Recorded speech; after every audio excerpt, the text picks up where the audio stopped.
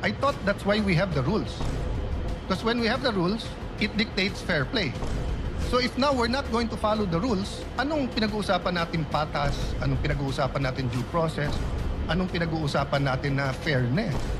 O ngayon, yung mga graduate ng Ateneo at saka ng mga UP, ito ngayon yung legal maxim, expressio unius et exclusio alterius. In other words, the express mention of one thing is the exclusion of another. Talagay ko, naintindihan nyo lahat ngayon yan. Itong akin, sa publiko yung sa akin. Ang sinasabi ng publiko ngayon, nanonood sa atin, dapat you should not resort to too much technicalities kasi ang public interest ang iniisip nila rito. They want to expedite the proceedings. They want the trial, not rules. First of all, we cannot violate the Constitution.